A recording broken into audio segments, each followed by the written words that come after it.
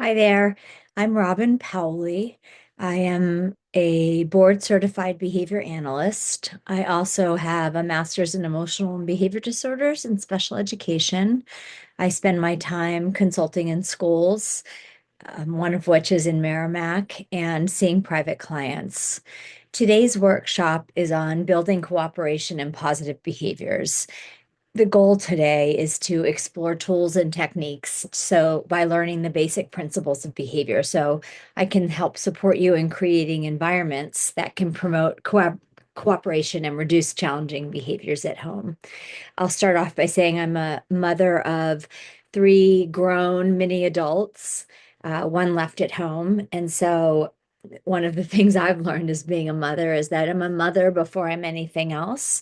And so this is hard work. There's no handbook on how to do this. And so what I want to do is equip you with some concrete age appropriate methods to support having peace in the home. So hopefully by the end of this hour, you can have some actionable strategies to implement at home. And again, if I'm not addressing a particular need, please let Amy Doyle know, and we can help put together another workshop. So, one of the things that I'll say about behavior is that we cannot make our children do anything. And we all know that as parents, that we can say, do this, and we can't make them do anything. So, our goal as parents are to be help change the environment. And when we change the environment, which means what we do before and after behavior, we support our children. One of the things that I do want to say is that environments are different. So the environment is different when I'm approaching something versus my husband. And I also want to let you know that school environments are different than home environments. So when your child's acting a certain way at school, it doesn't mean they're acting that way at home, and vice versa. So what I want to express is that behaviors all have a purpose. And so, one of the most important things for parents to understand is that all behaviors happen for a reason. A lot of the time, I hear that it just came out of nowhere. And kids aren't just acting out for no reason, their behaviors aren't random. Every action serves a purpose. And when we can identify the purpose, we can better respond in a way that teaches children to have a better way to get their needs met. It's a way of communication. I'm going to start just by going into the basics of behavior, and then I'll move away into real strategies. But I want to know everyone to know how behavior works. And so when we look at this model of the ABCs of behavior, we can change what happens before a behavior and what happens after. And then that allows our children to then change their behavior. So there's always acronyms. This is the ABCs of behavior. This is the framework on how we're going to shift, how to respond, and how to approach something. So we're not so reactive. So the antecedent, which is what happens before a behavior, helps us to understand what triggers a behavior and how do we address it. So some examples are asking our child to do homework, or a sibling is taking a toy of your child. And by adjusting the beginning and the after, we can encourage positive behaviors and discourage negative ones. So the goal is always to be preventative. So that means if your child cries when asked to do homework and you let them skip it, you may actually increase them not doing their homework in the beginning for the next time. So there are four reasons why behavior happens for all of us, not just children. And this is a really helpful tool for families to try to figure out what is going on in our home, is by just jotting down what happened before the behavior and how did I respond. And just starting to keep track of those things helps you understand the why, because we need to know why a behavior happens in order to treat it. So these are the four reasons a behavior happens. We all do things to get out of things, to get attention for things, to gain access. An example is your child refuses to clean up their toys. and we just have had it. It's been a long day, so we clean them up for them. And I'm guilty of that when my kids were little because I just wanted it to go away. I was tired. But what happened was I inadvertently or accidentally made that behavior happen more because they're like, well, mom's going to clean up the toys. Attention is another reason. So maybe whatever it is about a phone makes your child need to come talk to you. So your child yells mom or dad or grandma when you're on the phone. If you stop and you turn around and you're yelling and stop, I'm on the phone, well, they got the attention.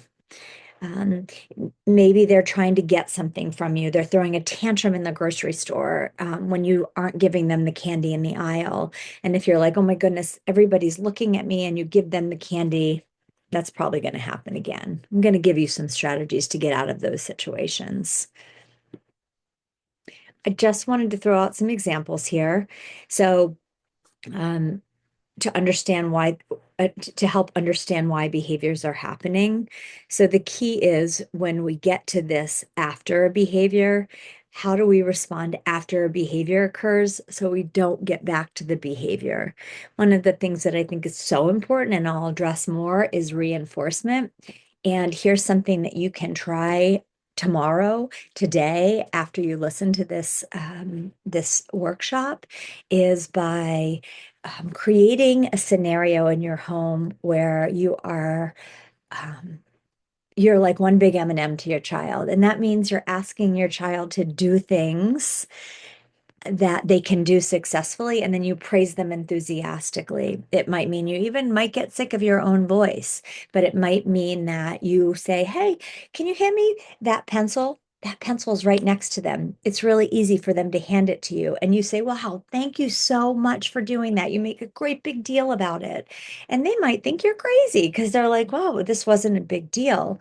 But the more you ask your children to do simple little things that you know they can do successfully and you praise them, the better that they will respond when you ask them to do harder things.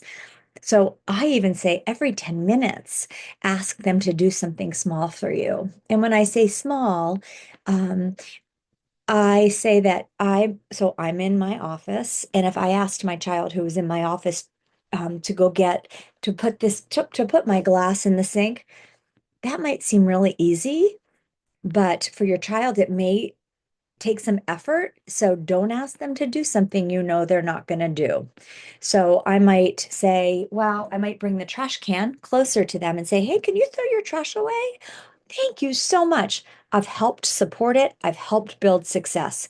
Your children have to experience success the first time in order for them to buy into anything that you're doing. And we get so busy as parents that we tend to do what works for us, and we all do what works for us, so but it doesn't always change behavior, and a lot of times we do things to suppress behavior to just make it stop, but that doesn't teach new behavior. So positive reinforcement doesn't have to be expensive. Doesn't mean you're giving your children treats all the time. It means you're just adding something enjoyable to increase the likelihood of a behavior. So I like to start with this concept of creating a reinforcing environment in your home, because sometimes we get stuck in the negativity of being of the home. So this allows for a lot of positivity in the home. Little, hey, maybe you set your house up where the pillows are on the ground and you've got little ones. You can do this with anyone, but you say, can you put that pillow on the couch? Oh my gosh, thank you so much.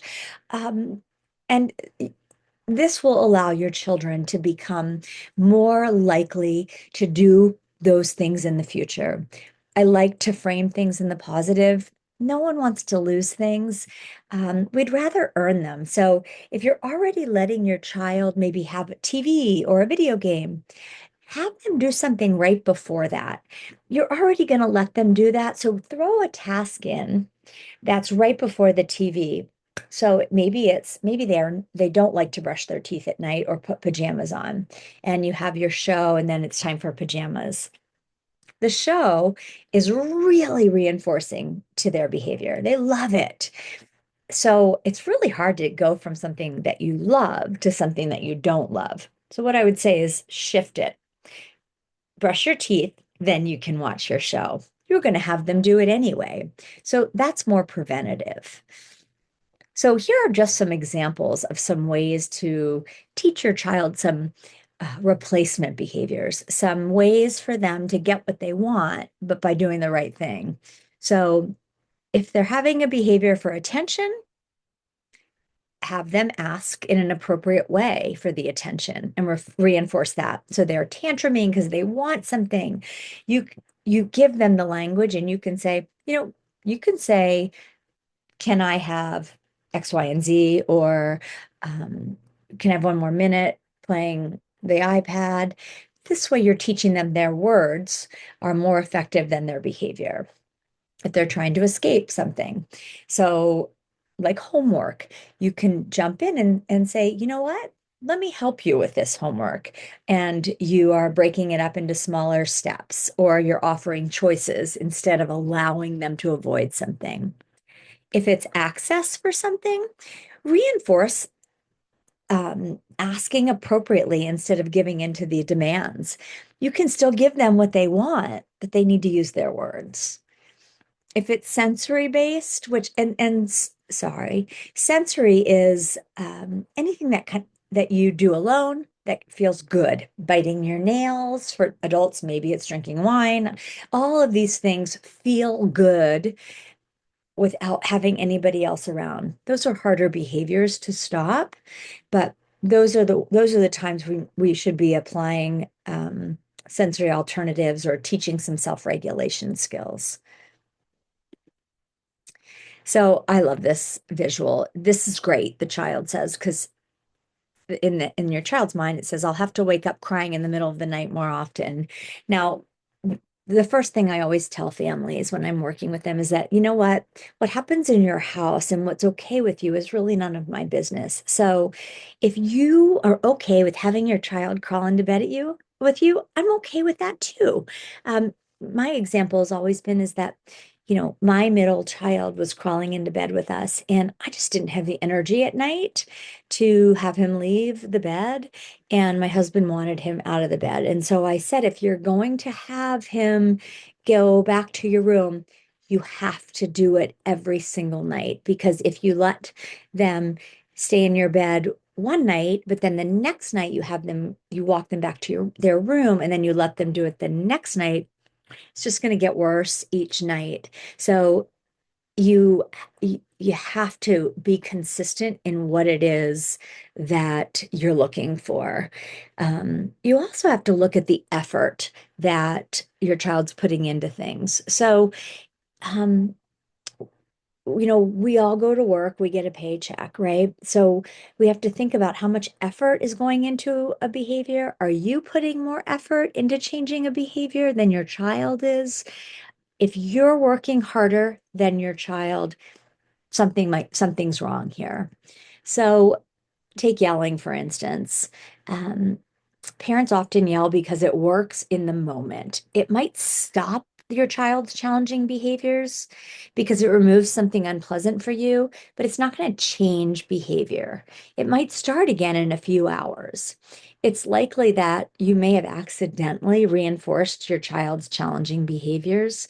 Maybe they were seeking attention, and the cycle's continuing. So when we look at positive reinforcement, we're looking that something is added to the environment. So you go to work, you get a paycheck, that increases your desire to go to work. You keep going because you get a paycheck. And with our children, sometimes we want it to go away, and maybe it's the screaming and the tantrum at the grocery store. So we engage in behaviors that have made it stop in the past, and that reinforces our behavior. So we yell at our child, guilty, so that they stop hitting in the moment and they feel like that yelling has worked. So what I will say is that um, we have to find out the why behind a behavior. So what I'll say right now is that it's going to sound so counterintuitive. Um, If your child is hitting you, let's say they're young, you have a young child, you've asked them to do something and they're hitting you for attention and they want your attention. And this is counterintuitive. You have to ignore the hitting. Give them the direction. Maybe I know you're ready when you're sitting and you're quiet, and they're hitting you. If you address the hitting, even though it's not something you want in your house, you're giving them the attention. You need to find something that you can reinforce that they're doing right. So they sit and they're quiet, they stop hitting you. You can reinforce that behavior. Don't even address the hitting because if you give it any attention or power, it will continue because it worked for them. And that's why we always want to look at the why. So, because we all engage in different behaviors for different reasons.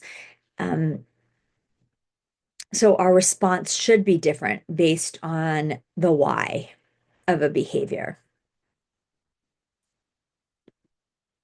So this is where I was talking about having your child do easy things that can be successful so you can create that reinforcing environment. I always say 5 positive statements for every one correction. I know that's hard to do. We have a long day at work and we get home, and my children always used to say to me, "You call yourself a behavior analyst?" Because nagging, I'm like the queen, reprimanding, cajoling, please do this. You just, please, come on, do this for me. Bribing. Bribing means here's a lollipop. Please be good at the grocery store. That's bribery. The opposite is when you're good at the grocery store, you earn a lollipop. And maybe some of those things that you can do to help them be successful in the grocery store is you're proactive and you say, here are 3 things that I want you to look for, or here are 3 behaviors I want you to exhibit. Sitting in the cart quietly, and you're giving them maybe something fun to do, or finding the pasta, whatever it is. When they've done those 3 things, they earn something at the end of that. We get busy. And so, much like children, we do what works for us. All right, so what can we do at home that's preventative? I love morning routine checklists, and checklists for teenagers. These are also skills that help with executive functioning. So a lot of times our children are not going to learn executive, it's not going to come naturally to them, their executive functioning skills, especially with children with disabilities. So these have to be taught and they have to be taught in the moment. So you also, mornings can be hard for a lot of us. We're rushing around to get to work. Our children are kind of lollygagging around. So putting together a morning checklist of the most important things they have to do and you supporting them in that. So let's say the first thing is wake up. You're helping them wake up. All right, getting up, getting dressed. You're supporting that process. Maybe they're checking it off. I always have children help with what does that visual look like? Something that they can check off, move something over, whatever it is that's easy for you to create. So these are all the things they have to do before they get to do something that they want. I do checklists for teenagers of what has to happen before they get on their technology. Um, and so they earn something after they've done the things they need to do. So maybe that means that you have, for little ones, you've created a little treasure box at home that they can pick out of when they've gotten into the car or when they have arrived at the bus stop. So you make sure they earn something at the very end and it's right before they're heading off to school. So timers are a big piece here. I love timers because they allow you to give direction, limit your language. We all talk too much. I'm guilty of that. Being very clear of your expectations with limited language and then stop talking. Um, one of the pieces that's hard is homework. Gosh, when you have multiple children of all ages and you have one trying to do homework and you've got to make dinner and you've got the little one crying and this one playing, maybe creating a work area that's clear of distractions, that they have a list so they know what they have to complete. And once they complete it, and the list should be very reasonable, once they complete it, they earn something. So um, this is where you can help them be successful while you're doing those other things. Um, I know we often use warnings of transitions, and but sometimes we are giving so many warnings that, oh, in 2 minutes or in 1 minute, that it tends to maybe elicit some anxiety in your child. So I do think transition warnings are really important. I also think that you may not want to do as many if, as sometimes we're doing. Um, you know, reinforcing that 5-to-1 ratio. I will be very honest. My oldest is 22 and he was really challenging. So it was hard to find I remember saying, "Boy, you're breathing really nicely today," because I couldn't find anything. But I had to remember that, and I messed up a lot, let me be honest, that I'm the parent and not to respond to things that he was trying to get a reaction from me. So that's hard. That's the job of the parent, right? To be quiet, don't address every issue, and pick your battles, because if you pick every single battle, who is having the emotional reaction? The parent. I love systems like GoHenry. GoHenry is an amazing app. If your child has technology, it allows you to put chores on their phones or tasks that they have to complete. It's for ages 6 to 18. They have task lists on there, automated allowance based on what they've done. So maybe they earn a certain amount of money based on certain amount of chores, and then they learn about earning and savings. Behavior contracts are great. They allow everybody who's coming into this contract to have a say what's happening. You establish the goals and what you're going to do to help your child meet those goals, and then what they're going to earn for meeting them. All members sign this, and anyone can call a meeting to adjust this contract. This allows your child to have a say and have power and choice. I love this for technology, especially for teenagers, some technology contracts. And I have some great examples. If you want some examples of those, please reach out, and I'm happy to share those. Giving choice allows your child to have power. So, do you want to wear the red shirt or the blue shirt? It doesn't really matter either way to you, but giving them choice in this. So I mentioned in the slide before being preventative and addressing things before they occur. By coming up with a plan is really going to save you so many battles. Knowing where your child is developmentally is key. Think about the age of your child and their abilities. We want to ask them to do things we know they can be successful in. And if we're asking them to do things that we know they don't have the skills to do, it's a lose-lose. So think about them developmentally and where can they be successful. If they don't have the skill, we need to teach it. So maybe teenagers who are struggling with homework may need proactive supports. So we talked about earlier setting up a work area and a checklist. It might be that they have to do, there's a lot, there's so many steps in different homework assignments. Maybe it's complete three, and then ask mom or dad or grandma, grandpa, caregiver to check it. And then, so you can modify some of this work. What I'll say is if your child is spending so much time on homework at home that it's creating conflict in your family, reach out to the teacher. And because you should not be having homework, should be review of something. And if it's hard for your child, you're just setting yourself up and your child up for some failure. Um, one of the things that I mentioned earlier is how important it is for me to honor your parental values. So when you ask your child to do something, stick with it. So be very careful about the timing. Are you about to get in the car and you have a big ask for your child? Can they follow through with it? Can you follow through with it? Um, an example, my all three of my children, when they were growing up, I would put their laundry on the bed in piles. And for me, it didn't matter that it was folded or not. So I said, each evening, take your laundry, put it in your drawers, shove the drawer shut, as long as the drawer is shut. And uh, if one of my children had sports that night or had a really rough day, I'm not going to say, I'm not going to make you do the laundry tonight because the next time they might be like, well, I'm gonna come home this way every night so that my mom doesn't ask me to put the laundry away. Instead, I'm not going to ask the child to do that task. I'm not telling them, I'm not asking.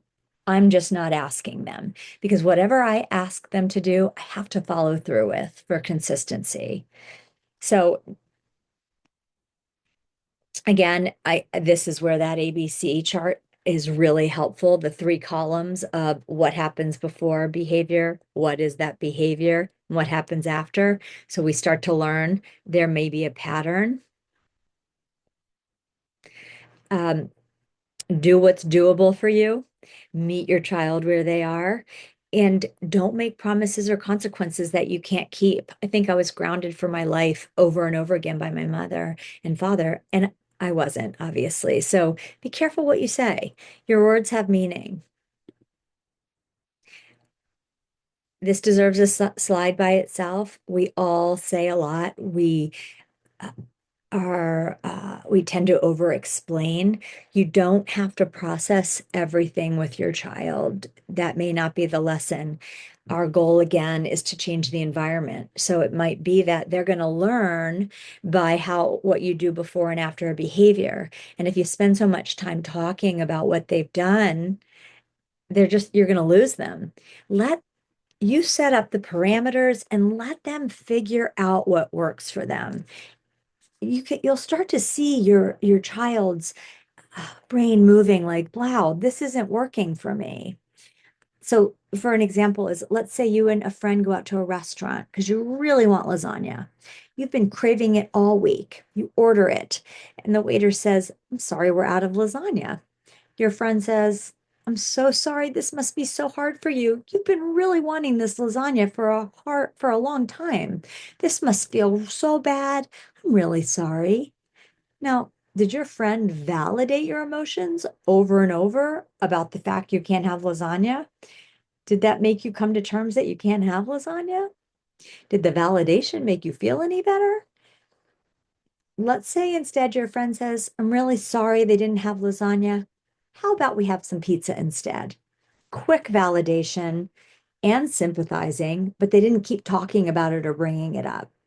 So we often bring things up and we create bigger problems out of small problems, so small little pieces. So it may increase anxiety of a child. So let's say something's gone wrong and we continue to talk about it. Let's process this. Let's talk more about this. We make the issue bigger.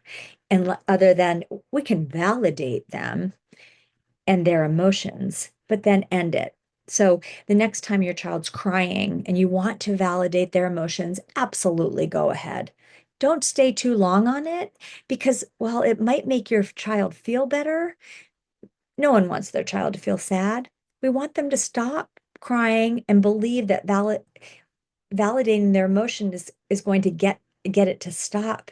But keep in mind that that's likely prolonging intense emotions they're feeling.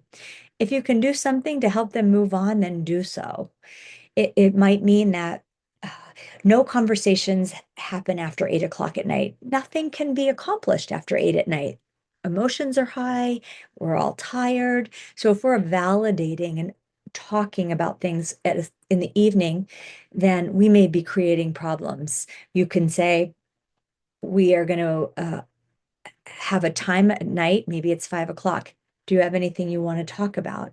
That's the time to talk. If your child says, no, I'm busy doing this, that's okay too.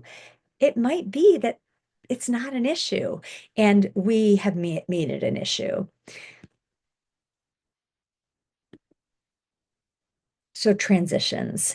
This is a game-changing tip. So if your child's having a hard time being interrupted from something fun to go do something that's not fun, we can utilize a promise reinforcer. This may be something I mentioned before that you're already planning on offering your child. It's your decision how often you let your child watch TV. Not, again, none of my business. But let's say you're going to let them do that anyway. You're going to let them watch a show anyway. So sometimes parents are like, my child gets up this early, they're watching TV. If that happens, they need to get dressed before they watch TV. So in the very beginning, you need to be very conscious of making them get their clothes on before that TV goes on. Behavior always gets worse before it gets better. But if you're going to allow them to do that, have them do something first. And it can be, you can create a visual on that piece. So I really like written schedules for the morning and the evening so that they have the things that they have to do to earn that promised reinforcer. This also helps transition from something fun to something not fun. We want to offer them something that is as valuable or more valuable than what they were doing before. I know it's not always possible, but that would be the ideal scenario. Some examples could be that once they get all the routine done in the morning, they can use the technology in the car on the way to school. Um, that may help them get in the car and get to school on time. If they're Another example is leaving the park. So you say, look, Joey, you'll get your snack when you get into the car. Joey sees the snack as he leaves the park. You start offering the snack to Joey. You show him the snack. This is not bribery. A bribe, remember, is if you say, here's your snack, Joey, please get in the car. It's time. You show them the snack and say, okay, so you're offering something so that they can leave, they can transition away from something very preferred. So you could also say it's pizza night. And Joey, it's time to leave the park. Remember, when we get home, it's pizza night. You're changing the environment so that Joey's more likely to follow your directions. We want to build on success so that they can see what behaviors are working for them. Tantrums. Oh my goodness. So, ugh, when you feel like you're having an emotional response, step away or trade out with another adult. These are hard. And remember, tantrums, every child has a tantrum. And I know if they're having a tantrum in a public setting, and your initial thought is, I need to make this stop because everybody is staring at me. And we have to be so careful that we're not working harder than our child, because the more frustrated or reactive we become, the bigger the power struggle. So staying calm and neutral is so important. Picking your battles. So let's say your child wants to go outside and play, but won't put their shoes on. What does it matter to you? You can just state in clear, concise terms, you need shoes to go outside. You can put them on, or I can help you. Walk away. Does it really matter to you if they go outside? Don't create a battle in this. Let them think about what it is that they need to do to go outside. They're not allowed outside without shoes on. So this is they need to be left to make their own decision so they can learn what's going to work for them. Because not every behavior needs an immediate confrontation. You should ask yourself, is this a safety issue? Running in the street obviously requires an intervention, which is why we go back to how important it is that your child follows your direction. And that's where asking them to do all those easy things at the house uh, is really important, because you say, hey, can you pick up that pillow? And they pick it up. That's really easy. And you praise them. That's where they start to learn to do those hard things like stop when they're in the road, when they're running into the road. If they, what I'll tell you, what will happen is that once you're starting to ask your child to do all these easy things in the house, they're going to be running around saying, look, mom, I'm going to put this pencil in the drawer. That's really great, but you're not going to be very enthusiastic about your praise. You're just going to say thank you. Because the key is that You want them to respond when you've asked them to do something, not when they have decided they're going to do something. Absolutely praise good behavior, catch them being good. All of those things are really important. But what's really important in terms of safety is that they have followed a direction of yours. Hand me my phone. Thank you so much for handing me my phone. When you're just sitting there, maybe watching a show, and they say, "Hey, mom, here's your phone," and you didn't ask for it, you can just take the phone and say, "Thank you." Just not as enthusiastic. Think about, is this a control struggle? Offer choices instead of engaging in the conflict. They want to wear green socks, and for you it's really important that they wear white socks. This is just an example. Is that really something that matters? Are their pants inside out? Is that something that matters? Think about the control piece here. What can you let go of? Can you ignore it and redirect? Sometimes ignoring those minor behaviors really just prevents escalation. So using when, then statements. So you're linking what you want to a positive outcome. If you don't clean this up, you can't play outside. Nobody wants to lose something. Instead, say, when you put your toys away, then we can go outside. Make it positive. The goal is to remove the power struggle and place control in your child's hands. We're not going to do this perfectly every time. We are busy. We have our own responsibilities. We have to make dinner. We have to clean the house. We have to sign permission slips. All these things add up and they're hard. And so, what I want to say to you is that when you start to think that, oh my gosh, everybody at school says my child is so good at school. Why are they acting like this at home? Remember, school environment is very indifferent than home environment. School's predictable. We have a way to really put parameters on things. Home is less predictable. Life is less predictable. So don't feel so bad if you are hearing that they're doing great at school and not at home. Home is different. It's a different environment. I felt like that's important to say. We cannot make children change their behavior. We can only adjust the environment so they see what works for them and what doesn't work for them. And we set that up so that they can make the right decision. Offering choice. Non-compliant behaviors sometimes occur because children feel powerless.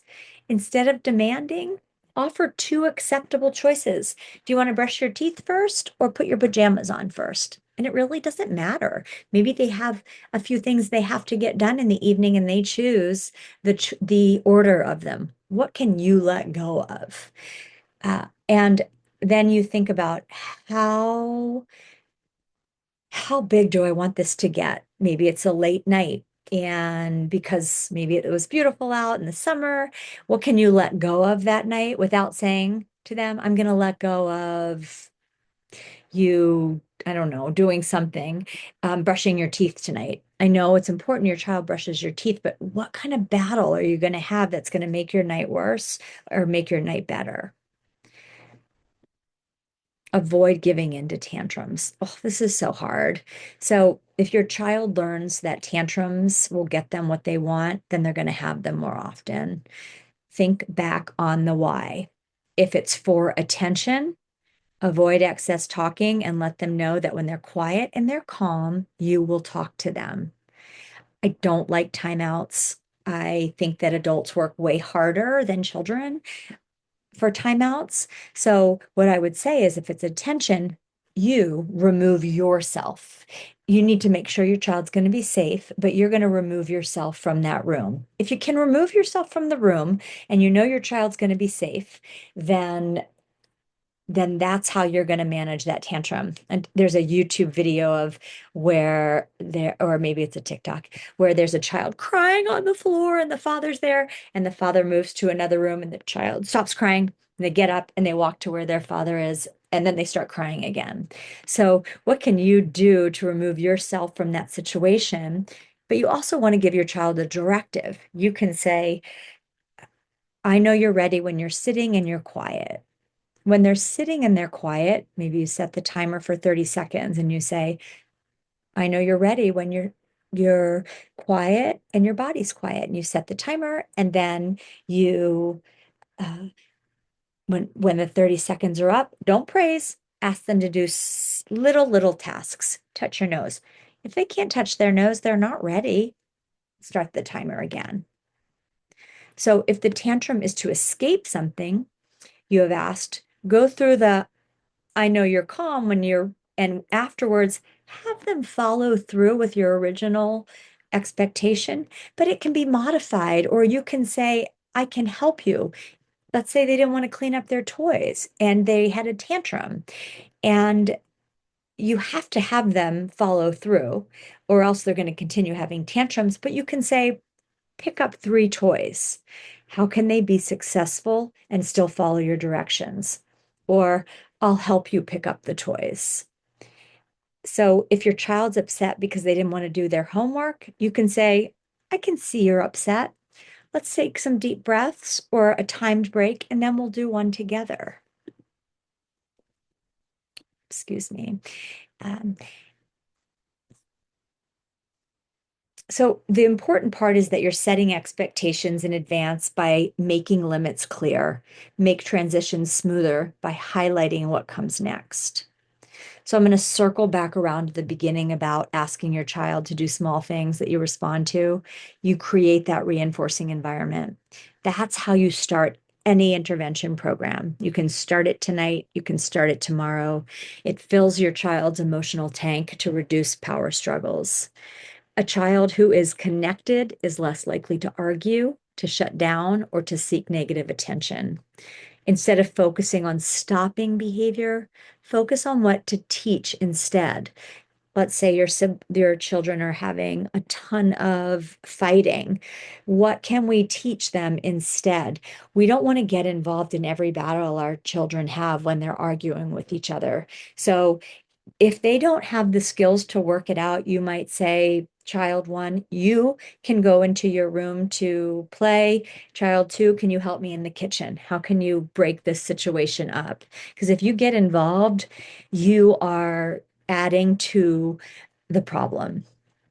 So, teaching a way forward, thinking about proactive strategies before reactive strategies. Behavior changes when our children learn a better way to handle tough moments. It's not being mean.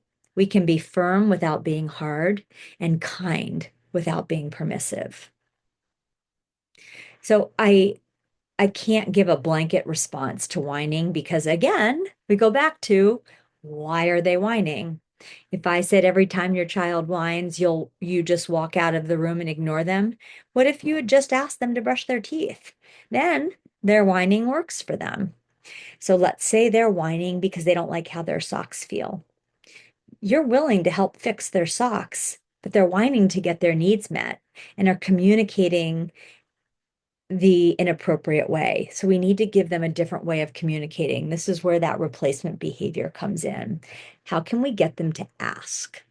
So we can't get rid of it without replacing it. So I would look at the whining. How often are they whining? What are they whining for? So start jotting down. This happens every time they whine. This is how I respond. Functional communication. This is what I say about communication. We spend a lot of time saying, say please, say thank you. Really, we are the ones who are just um, having them parrot what we say. We're not teaching them anything. So what I would say is that the goal is that we need to start having children use their words work better for them than behavior. So if you have a little one, make a little picture. Maybe they hand that to you, and that's how they get their needs met. If it's an older child, you can say, you can ask for X, Y, and Z. I don't when you ask for your child, what do you need? They might be so heightened that they don't really know what they need, and we're setting them up for failure. So instead of saying, "What do you need?" give them the words, feed them the words. I need, or can I have one more minute? Or Mom, can I have five? Maybe you can say, Grandma, can I have 5 more minutes of the show? honor it. Every single time they use language instead of behavior, honor it. Do that for about 2 weeks. Then maybe every third time or every second time, this is intermittent reinforcement. You say, gosh, you used your words so nicely. I'm sorry, not tonight, but I am so proud of you for using your words. And then the next time they use their words instead of behavior, honor it. So when we talk about why, here are some examples. Let's say they're interrupting you because they're looking for attention every time you're on the phone. You can teach them to say, excuse me, or tap your shoulder to get your attention the appropriate way. Another example may be avoidance of doing homework. You can teach your child that after they complete 3 assignments, they can take a 10-minute homework break. You're giving them ways to replace the behavior with functional skills. So this was really interesting to me. Few parents are aware of the number of requests we make. Most would estimate an average of 5 to 6 requests a day, but researchers show that parents make about 17 requests per hour. That study was done by the University of Oregon. They asked parents what would make their child behave like problem children, and parents simply increased the rate in which they made requests, and this doubled the rate of noncompliance. Too many demands made things worse. Now, we get home and there's so much to be done. At the end of the day, you have all these children. There's baths, there's dinner, there's homework, there's sibling things going on. So what I would want you to think about is um, we want to limit the amount of emotion that's going on in the end of the day. And we all work hard. So what is it that we want to ask our children to do at the end of the day? A lot of families want to have family dinner together, which is wonderful. Think about what can you do to make that family dinner fun? Maybe you're playing a game around the table. Maybe your child can only sit for 5 minutes and asking them to sit for 20 is unreasonable. So what can we do to reinforce or reward the child sitting for 4 minutes, even though they can do it for 5? You sat, nice job. You can get up now, because we want to deliver our requests in a polite and pleasant manner. We want to be specific. We also want them to be successful. So if you pretend you're asking a good friend to listen to you, even if you feel aggravated because the request pertains to something that they should have done automatically, feed the dog or something different, resist the temptation to use a negative tone. Instead, set up a system of reinforcement. If you try 2 new foods, you get to have dessert tonight. It's their choice. You don't have to, it's not punishment to not get a dessert. It just means you try 2 new foods. One of the things I used to be guilty at all the time was saying, okay, okay, at the end of all my requests. It gives an opportunity to say no. So I tried to be very specific and succinct. Instead of, do you want to feed the dog right now? The child can easily say, no, I'm busy. And then mom or dad or parent or caregiver says, it's your job to feed the dog. Instead, it's time to feed the dog. I'm busy, your child says. Using a firm, neutral tone, state it again, and you attach it to a reinforcer at the end or add it to a chore chart that you can follow through with. Timing is super important. If your timing is bad, you're going to be met with rebellion. Don't ask your child to do something when they're in the middle of their show, even if it's something they should have done earlier. Then you shouldn't have let them get on the TV show at that time. So don't ask. Even it doesn't do any good to get angry about it. You're just going to make yourself feel bad. The best way to avoid an argument and make sure the job gets done is to stay calm. State what you want to be done. If you have to interrupt, maybe you use a note or a pleasant or humorous tone and give them a time limit. So if their show is over in 10 minutes, say, okay, when the show ends, uh, you need to do X, Y, and Z. That's how you change the environment. One request at a time. If you say, clean your room, vacuum, get your stuff off the dining room table, and then get started on your homework, and you're yelling it from downstairs to upstairs, they're likely to get mad. They're going to forget a step. It's going to lead to a reaction. to what they did not do. And this, for this reason, I really like visuals and walking upstairs seems like a lot, and making one request at a time and to give them choice. So being specific is important. So the dishwasher must be emptied before you use the computer, or once you empty the dishwasher, you can earn computer time.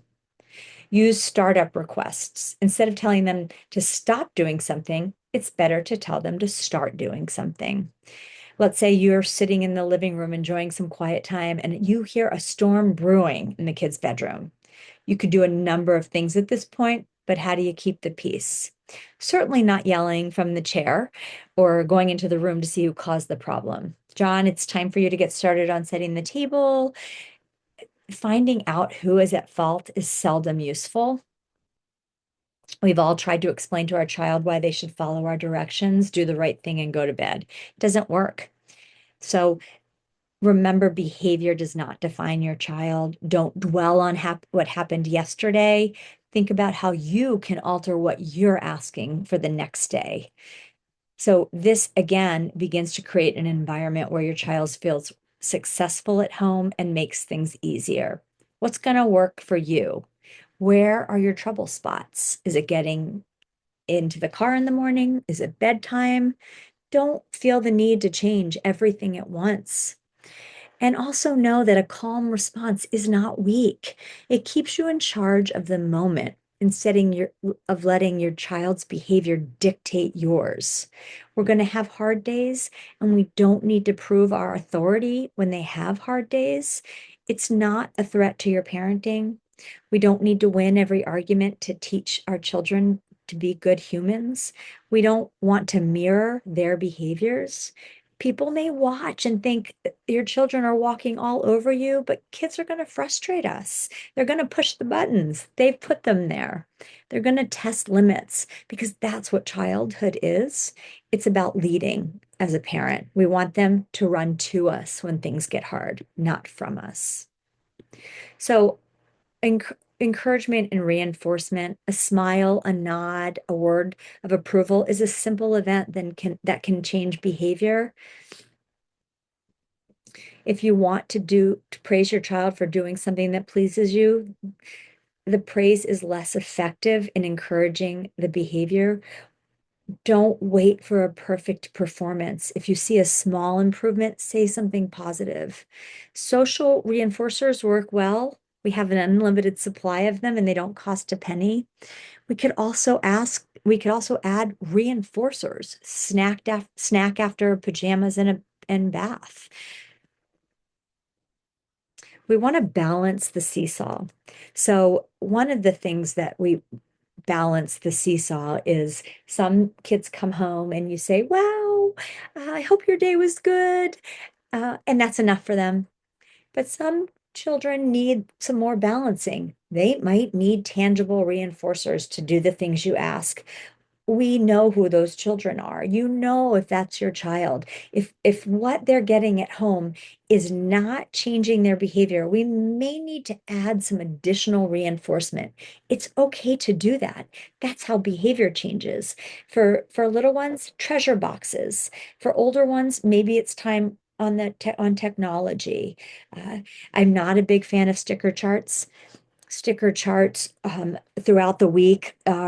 Children cannot wait a whole week for a reward. And once they are getting those stickers and they earn something at the end of the week, they have no idea why they earn it.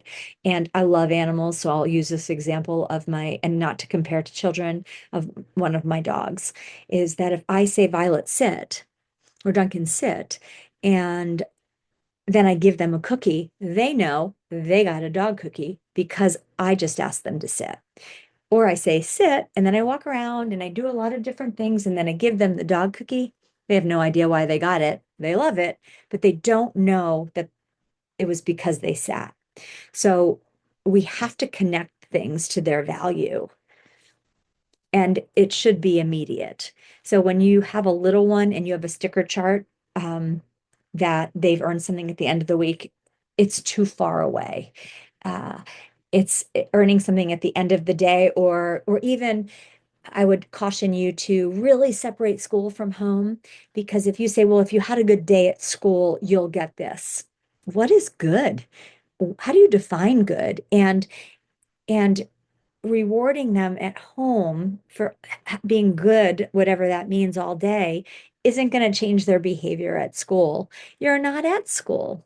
Same way it is if they've gotten in trouble at school and you say, well, you're in trouble at home. School is a different environment than home. Keep them separate.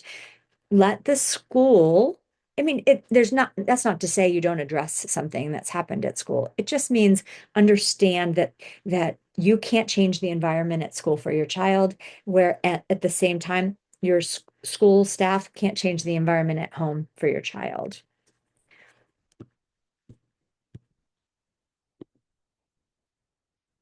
So I'm just aware of the time.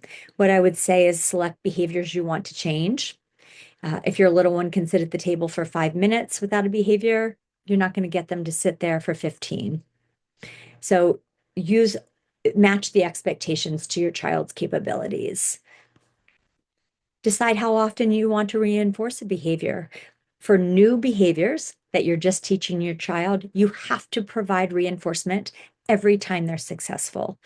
That doesn't mean you're giving them a treat or a piece of candy every single time they're successful. It just means you're giving reinforcement. Maybe it's a ton of positive praise, or they have to do a certain amount of things to get what they want, to get what you want.